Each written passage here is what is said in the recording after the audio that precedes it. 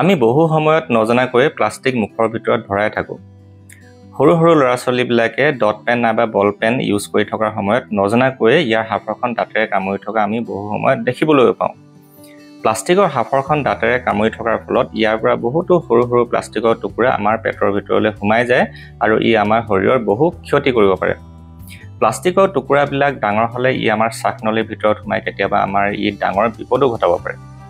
আৰু ই যদি খাদ্যনলীত সোমাই গৈ তেন্তে ই আমাৰ খাদ্যনলীটো ব্লক কৰি পেটৰ বিষ কৰিব পাৰে আৰু খুব বমিও হ'ব পাৰে। প্লাষ্টিকৰ বটলৰ হাফৰখন বাৰে বাৰে খোলা মেলা কৰি থকাৰ ফলত বহু প্লাষ্টিকৰ টুকুৰা হাফৰখনৰ পৰা এৰি গৈ বটলৰ ভিতৰত থকা পানীত মিহলি হ'ব পাৰে আৰু এই পানী যদি আমি খাওঁ তেনেহ'লে প্লাষ্টিকবোৰ আল্টিমেটলি আমাৰ খাদ্যনলীত গৈ সোমাব পাৰে। আমি সাৱধান হ'লে এই প্লাষ্টিকৰ টুকুৰাবিলাক আমাৰ শৰীৰত সোমোৱাৰ পৰা আমি বাধা দিব পাৰোঁ। কিন্তু এনে সাৱধানতা অৱলম্বন কৰাৰ পাছতো অজানিতে বহুতো সৰু সৰু প্লাষ্টিকৰ টুকুৰা আমাৰ শৰীৰত প্ৰতিদিনে সোমাই থাকে। ফিজিকেল প্ৰেছাৰ, ৰাসায়নিক প্ৰেছাৰ আৰু বায়'লজিকেল প্ৰেছাৰৰ ফলত প্লাষ্টিকৰ সামগ্ৰীবিলাক লাহে লাহে ক্ষয় যায় আৰু সৰু সৰু টুকুৰাত পৰিণত হয় আৰু এই প্লাষ্টিকৰ টুকুৰাবিলাকক মাইক্ৰ'প্লাষ্টিক বুলি কোৱা হয়। মাইক্ৰ'প্লাষ্টিকবিলাকৰ ছাইজ 5 মিলিমিটাৰ পৰ্যন্ত হ'ব পাৰে আৰু যিবিলাকৰ ছাইজ 1ৰ পৰা 1000 নেন'মিটাৰ সেইবিলাক প্লাষ্টিকৰ টুকুৰাক আমি নেন'প্লাষ্টিক্স বুলি কওঁ। মাইক্ৰ'প্লাষ্টিক আমাৰ এনভাইৰনমেণ্টৰ চাৰিওফালে বিস্তাৰিত হৈ মাটি, পানী, বতাহ, আমাৰ খাদ্য সকলোতে লাহে লাহে জমা হ'বলৈ লৈছে। ইয়াৰ উপৰিও বিভিন্ন জীৱ-জন্তুৰ আৰু আনকি আমাৰ শৰীৰতো ইয়াৰ উপস্থিতি ধৰা পৰিছে। খোৱা খাদ্য আৰু খোৱা পানীৰ যোগেদি মাইক্ৰ'প্লাষ্টিক আমাৰ দেহত সোমায়। মনত ৰাখিব, মাটিৰ তলত থকা পানীতো কিন্তু মাইক্ৰ'প্লাষ্টিকৰ উপস্থিতিৰ প্ৰমাণ পোৱা গৈছে। এটা সমীক্ষাৰ মতে প্ৰতি সপ্তাহত 5 গ্ৰাম পৰ্যন্ত মাইক্ৰ'প্লাষ্টিক আমাৰ দেহৰ ভিতৰত সোমাব পাৰে। খাদ্যনলীৰ পৰা প্লাষ্টিকৰ সৰু সৰু টুকুৰাবিলাক লাহে লাহে আমাৰ তেজলৈ এবজৰ্ব হয় আৰু তাৰ পাছত ই আমাৰ দেহৰ বিভিন্ন অংশত সিঁচৰিত হৈ পৰে। যিবিলাক মাইক্ৰ'প্লাষ্টিক 150 মাইক্ৰ'মিটাৰতকৈ ডাঙৰ সেইবিলাক আমাৰ খাদ্যনলীৰ মিউকাছ লেয়াৰবিলাকত লাগি থাকে আৰু যিবিলাকৰ ছাইজ 150 মাইক্ৰ'মিটাৰতকৈ কম সেইবিলাকহে লাহে লাহে আমাৰ ব্লাড ষ্ট্ৰীমত সোমাবলৈ আৰম্ভ কৰে। বিভিন্ন পৰীক্ষাত আমাৰ দেহত মাইক্ৰ'প্লাষ্টিকৰ উপস্থিতি ধৰা পৰিছে আৰু ইয়াৰ উপৰিও প্ৰায় 200 মাইক্ৰ'প্লাষ্টিক আমাৰ প্ৰতিদিনৰ পায়খানাৰ পৰীক্ষাটো ধৰা পৰা দেখা গৈছে। আটাইতকৈ ডাঙৰ সমস্যাটো হৈছে যে এই প্লাষ্টিকৰ টুকুৰাবিলাক আমাৰ শৰীৰে মেটাবলাইজ বা হজম কৰি ল'ব নোৱাৰে আৰু লাহে লাহে এইবিলাকে আমাৰ দেহৰ কোষবিলাকৰ ওপৰত ইয়াৰ টক্সিক ইফেক্ট আৰম্ভ কৰিবলৈ লয়। এই মাইক্ৰ'প্লাষ্টিকবিলাকে আমাৰ নাৰ্ভবিলাকৰ ওপৰত স্কিন, মস্তিষ্ক, হাঁওফাঁও আদি বিভিন্ন অংশত ইয়াৰ ক্ষতিকাৰক প্ৰভাৱ পেলাবলৈ আৰম্ভ কৰে। ইয়াৰ বেয়া প্ৰভাৱ আমাৰ হৃদপিণ্ডৰ ওপৰতো পৰে আৰু বহু লোকৰ হাৰ্ট এটেকৰ কাৰণ এই মাইক্ৰ'প্লাষ্টিক হোৱা বুলি শেহতীয়া সমীক্ষাত ধৰাও পৰিছে। মাইক্ৰ'প্লাষ্টিকৰ কেঞ্চাৰ কৰিব পৰা ক্ষমতাও আছে। ই আমাৰ ইমিউন ছিষ্টেমৰ খেলিমেলি কৰি দিব পাৰে। খাদ্যনলীত লাগি থকা মাইক্ৰ'প্লাষ্টিকবিলাকে ইনফ্লেমেটৰী বাউল ডিজিজৰ দৰে আমনিদায়ক ৰোগো কৰিব পাৰে। এই মাইক্ৰ'প্লাষ্টিকবিলাকৰ ক্ষতিকাৰক ক্ষমতা নিৰ্ভৰ কৰে এইবিলাকৰ ছাইজ, পৰিমাণ আদিৰ ওপৰত। পজিটিভলি চাৰ্জ যিবিলাক প্লাষ্টিক পাৰ্টিকেলত থাকে সেইবিলাকে আমাৰ বেছি ক্ষতি কৰিব পাৰে। সমগ্ৰ পৃথিৱীত প্লাষ্টিকৰ উৎপাদন বহু পৰিমাণে বাঢ়িবলৈ লৈছে আৰু যদিও ৰিচাইকেল কৰিব পৰা প্লাষ্টিকৰ ব্যৱহাৰৰ নিৰ্দেশনা আছে, অতি নগণ্য পৰিমাণৰ প্লাষ্টিকহে ৰিচাইকেল কৰা হয়। ইয়াৰ প্ৰধান কাৰণটো হৈছে এই প্লাষ্টিকবিলাক ৰিচাইকেল কৰাৰ বাবে যিমান টকা খৰচ হয় তাতকৈ বহু কম খৰচত ইয়াক নতুনকৈ প্ৰস্তুত কৰি ল'ব পৰা যায়। কিন্তু ডাঙৰ অসুবিধাটো হৈছে এই প্লাষ্টিকবিলাক বায়'ডিগ্ৰেডেবল নহয়। সেয়েহে এইবিলাক আমাৰ চাৰিওফালৰ পৰিৱেশত ক্ষিপ্ৰতাৰে জমা হ'বলৈ লৈছে। পৃথিৱীত মানুহৰ পপুলেশ্যন বঢ়াৰ লগতে প্লাষ্টিকৰ ডিমাণ্ড আৰু ব্যৱহাৰ বাঢ়িবলৈ লোৱাটো এটা ডাঙৰ সমস্যাও হ'বলৈ লৈছে।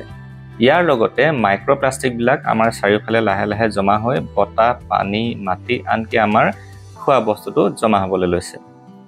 মাইক্ৰ'প্লাষ্টিকবিলাক সম্পূৰ্ণৰূপে এভইড কৰাটো আমাৰ বাবে প্ৰায় অসম্ভৱ। তথাপিও আমি এটলিষ্ট এই মাইক্ৰ'প্লাষ্টিকবিলাক কিছু পৰিমাণে হ'লেও এভইড কৰি থাকিব পাৰোঁ।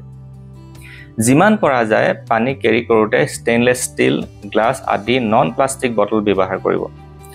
এটা কথা মনত ৰাখিব লাগিব যে প্ৰতিদিনে প্লাষ্টিকৰ বটলৰ পানী ব্যৱহাৰ কৰি থাকিলে এনে খোৱা পানীৰে বছৰি প্ৰায় 90,000 মাইক্ৰ'প্লাষ্টিক আমাৰ শৰীৰত কণ্ট্ৰিবিউট কৰিব পাৰে। এতিয়া সমস্যাটো হৈছে পৰিস্থিতিয়ে আমাক এনে কৰি দিছে যে আমি এই বস্তুবিলাক এভইড কৰিব নোৱাৰা হৈ পৰিছোঁ। দ্বিতীয়তে, খোৱা বস্তুবিলাক প্লাষ্টিকৰ কণ্টেইনাৰত নাৰাখিব। প্লাষ্টিকৰ কণ্টেইনাৰবিলাক পাতল আৰু সহজে নভঙাৰ কাৰণে বহু লোকে এই কণ্টেইনাৰবিলাক ব্যৱহাৰ কৰে। সূৰ্যৰ ৰশ্মি, এচিড আৰু বাৰে বাৰে ঘঁহনি খাই প্লাষ্টিক কণ্টেইনাৰবিলাকৰ পৰা প্লাষ্টিকৰ সৰু সৰু পাৰ্টিকলছ আমাৰ খাদ্যত মিহলি হৈ আমাৰ শৰীৰত সোমাই পৰে। সুৰক্ষিত ৰাস্তাটো হৈছে যে এই প্লাষ্টিকৰ কণ্টেইনাৰবিলাকত যিকোনো খোৱা বস্তু নোথোৱা, আৰু যদি আমি খোৱা বস্তু কোনো কাৰণত ৰাখোঁ তেনেহ'লে এই কণ্টেইনাৰবিলাক গৰম টেম্পাৰেচাৰত ৰাখিবলৈ দিব নালাগে, নাইবা গৰম বস্তু ইয়াত থ'ব নালাগে। মাইক্ৰৱেভ ছেফ প্লাষ্টিকো পৰাপক্ষত এভইড কৰিব নাপাহৰিব। পৰাপক্ষত খোৱা বস্তু ৰাখিবলৈ ষ্টেইনলেছ ষ্টীল, চিৰামিক নাইবা গ্লাছৰ কণ্টেইনাৰ ব্যৱহাৰ কৰিব পাৰে। প্লাষ্টিক পেকেজড খোৱা বস্তুবিলাক সাধাৰণতে এভইড কৰা ভাল। ফ্ৰেছ বস্তু খোৱাই হৈছে আটাইতকৈ বুদ্ধিয়কৰ কাম। গৰম চাহ নাইবা কফি খাবলৈ প্লাষ্টিকৰ কাপ ব্যৱহাৰ নকৰিব। পাৰিলে গ্লাছ, চিৰামিক, ষ্টীল নাইবা মাটিৰে তৈয়াৰ কৰা কাপ বা গিলাচ ব্যৱহাৰ কৰিব। আমি বহুতে ইউজ কৰা পেপাৰ কাপৰ ভিতৰৰ ফালে কিন্তু পলিইথাইলিনৰ কোটিং এটা থাকে। গৰম চাহ, কফি নাইবা গৰম পানীয়ে এই লেয়াৰটোৰ পৰা মাইক্ৰ'প্লাষ্টিকবিলাক সহজে ৰিলিজ কৰাত সহায় কৰে। যিমানে গৰম বস্তু প্লাষ্টিকৰ কাপ নাইবা আন আন কণ্টেইনাৰত ৰখা যায় আৰু যিমানে বেছি সময়লৈকে ইয়াক ৰখা যায় সিমানেই মাইক্ৰ'প্লাষ্টিক বেছিকৈ ৰিলিজ হয় আৰু এইবিলাক গৈ আমাৰ খাদ্যবস্তুত মিহলি হয়। ইয়াৰ উপৰিও এই লেয়াৰটো নষ্ট বা ক্ষয় হৈ গৈ প্লাষ্টিকৰ টুকুৰাবিলাক অলৰেডি কাপটোৰ ভিতৰত থাকিব পাৰে। সাগৰত বহু প্লাষ্টিক জমা হোৱাটো এটা গ্ল'বেল সমস্যালৈ পৰিণত হৈছে। এইবিলাক লাহে লাহে সৰু সৰু টুকুৰাত পৰিণত হৈ সাগৰৰ পানীত মিহলি হ'বলৈ লৈছে আৰু এই মাইক্ৰ'প্লাষ্টিকবিলাক সাগৰীয় বিভিন্ন প্ৰাণীৰ দেহত সোমাবলৈ আৰম্ভ কৰিছে। সমগ্ৰ পৃথিৱীৰ কথা যদি আমি কওঁ তেন্তে চি ফুডবিলাক হৈছে আমাৰ দেহৰ মাইক্ৰ'প্লাষ্টিকৰ এটা মেইন উৎস। আজিৰ প্ৰেক্ষাপটত যদি কোৱা যায় তেন্তে যিমান পৰা যায় চি ফুডছবিলাক এভইড কৰিব লাগে। হাইলি প্ৰচেছড মাংস যেনেকৈ চিকেন নাগেটছ আদি এভইড কৰাটো ভাল। বিভিন্ন পৰীক্ষাগাৰত এনে হাইলি প্ৰচেছড মাংসত বহু মাইক্ৰ'প্লাষ্টিক্স থকাটো ধৰা পৰিছে। সদায় ফ্ৰেছ খোৱা বস্তু ব্যৱহাৰ কৰক। আমি শাক-পাচলি, আদা, নহৰু, পিঁয়াজ আদি কাটিবলৈ প্লাষ্টিকৰ কাটিং বৰ্ডছ ব্যৱহাৰ কৰিবলৈ লোৱাটো এৰিব লাগিব। যদি এনে বৰ্ড ব্যৱহাৰ কৰাটো আপোনাৰ বাবে সুবিধাজনক তেন্তে কাঠৰ নাইবা আন কোনো নন প্লাষ্টিক বৰ্ড ব্যৱহাৰ কৰিব পাৰে।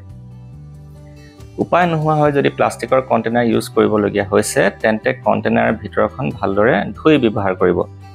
বহু মাইক্ৰ'প্লাষ্টিক্স অলৰেডি কণ্টেইনাৰৰ ভিতৰত থাকিব পাৰে। ষ্টীল উল স্ক্ৰাবাৰ প্লাষ্টিকৰ কণ্টেইনাৰ চাফা কৰিবলৈ কেতিয়াও ব্যৱহাৰ কৰিব নালাগে। খালী হাতেৰে কণ্টেইনাৰবিলাক ধুব পাৰিলে ভাল। পুৰণা হোৱা প্লাষ্টিকৰ কণ্টেইনাৰ কেতিয়াও ব্যৱহাৰ কৰিব নালাগে। তথাপিও যদি পৰা যায় প্লাষ্টিক একেবাৰে এভইড কৰিব। আমি পিন্ধা কাপোৰ নেচাৰেল ফাইবাৰ্ছৰ পৰা তৈয়াৰ কৰা হ'ব লাগে, যেনে কটন, উল আদি অন্যান্য নেচাৰেল ফাইবাৰ্ছৰ পৰা তৈয়াৰ কৰা আমি সাজ পোছাক পিন্ধিব লাগে। আনকি আমাৰ বেডশ্বীট, গাৰু কভাৰ আদিও নেচাৰেল ফাইবাৰ্ছৰ পৰা তৈয়াৰ কৰাটো ভাল। কিছুমান প্ৰ'বায়'টিক্স পৰীক্ষাগাৰত ডেভেলপ কৰাৰ চেষ্টা চলি আছে যিবিলাকে আমাৰ দেহত জমা হৈ থকা মাইক্ৰ'প্লাষ্টিকবিলাক আঁতৰাব পাৰে। বায়'ডিগ্ৰেডেবল প্লাষ্টিক যিবিলাকক বায়'প্লাষ্টিক্স বুলি কোৱা হয় সেইবিলাক প্ৰমিজিং চলিউশ্যন হ'ব পাৰে। আশা কৰোঁ আপোনালোকে আজি বহুতো নজনা কথা জানিবলৈ পালে। আজি ইয়াতে সামৰিছোঁ। এটা নতুন বিষয় লৈ মই সময় পালে আকৌ এবাৰ আপোনালোকৰ ওচৰলৈ আহিম। আপোনালোক সকলোৱে স্বাস্থ্যৱান হৈ থাকক, হেল্ডি হৈ থাকক। নমস্কাৰ।